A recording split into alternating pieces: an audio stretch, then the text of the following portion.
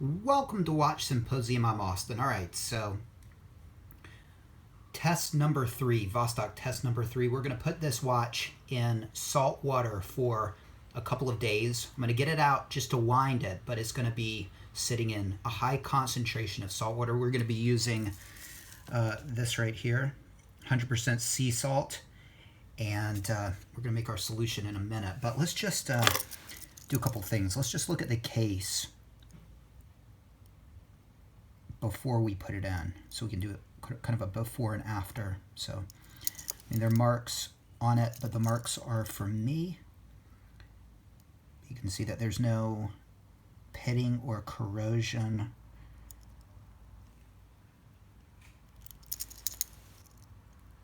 See the bezel, again, marks from me, but everything looks as it should. Now, I've heard the steel in these Vostoks. Well, I don't even know if it's actually steel. I don't know what it is, but I've heard the actual material, the metal material, is maybe not so great. So this could really impact it. Salt water. Okay, so as always, let's just give it a full wind.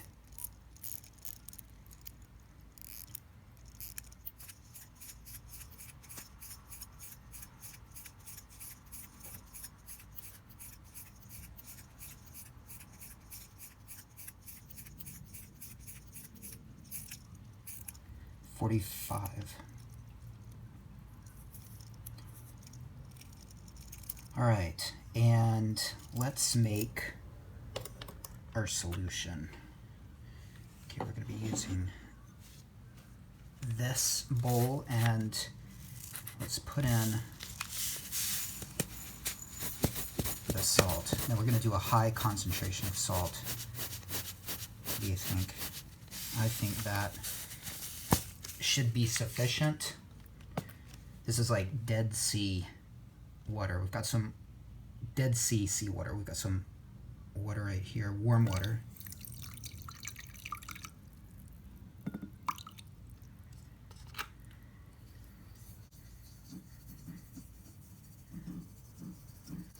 Dissolve it here. If all of it doesn't dissolve, that's all right.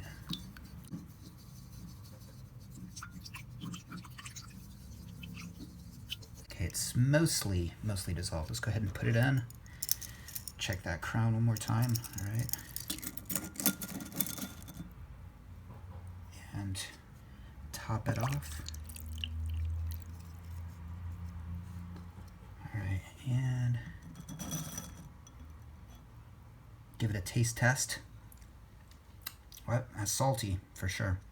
I see some, in fact, let me just get those crystals all, no, what do you call it? Not melted. Ooh, forgot how to speak. Dissolved. That's it. That's the word I need. All right, that's pretty perfect. Okay, make sure it's fully submerged.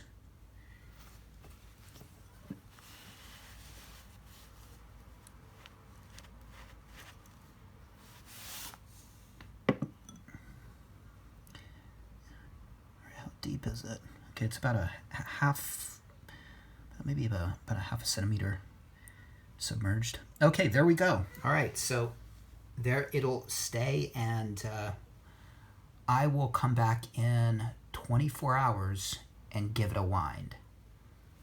All right, it's about 7:22 at night, and I just wanted to top off the water because some evaporation might be occurring. So what I'm going to do is I'm just going to add some more salt here for good measure, and I've got some warm water.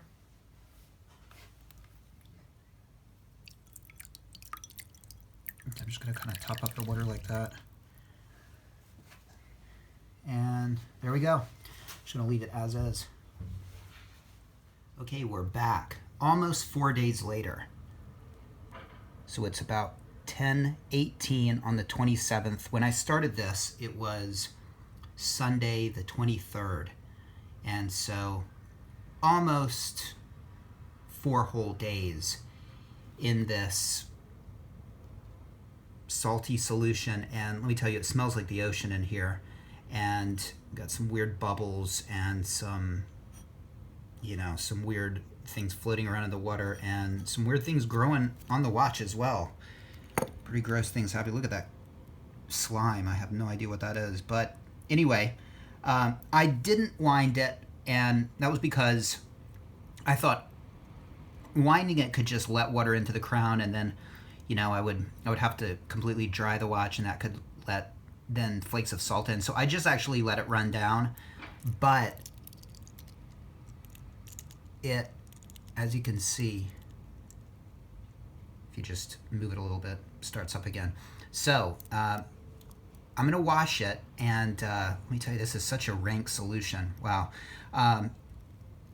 Obviously, it's running, and I don't see any damage, but let's wash it off and just take a look at it. All right, so here it is, dry, more or less, and nearly 100 hours in salty water. Didn't seem to phase it at all. The time is wrong, the date's wrong. Shall we fix that?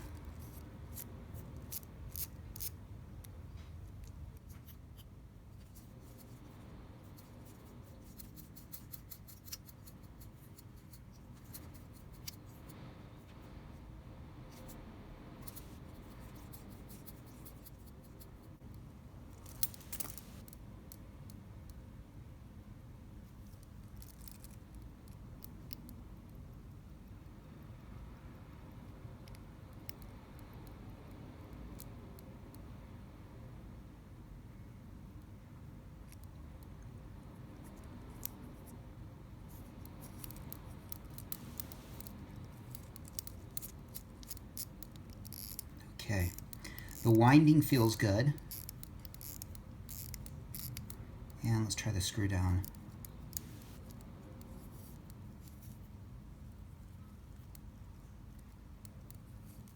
Okay, it still feels good.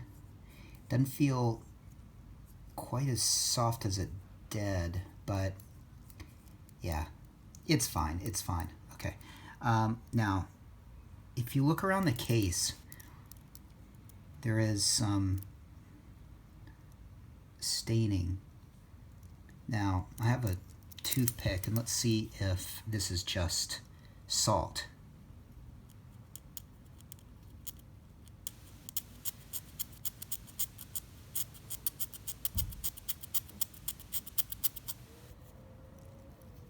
Okay, it does seem to come off. So that could be just salt.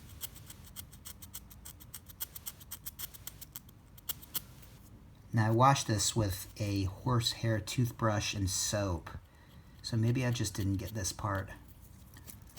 Around the bezel as well, you can see that right there, there's some staining. Let's see if I can get that off. Oh yeah, that just came right off. Okay, so I think this is just salt, not a big deal. Just dried salt. All right. But as you can see, I mean, the case looks fine and the movement's fine.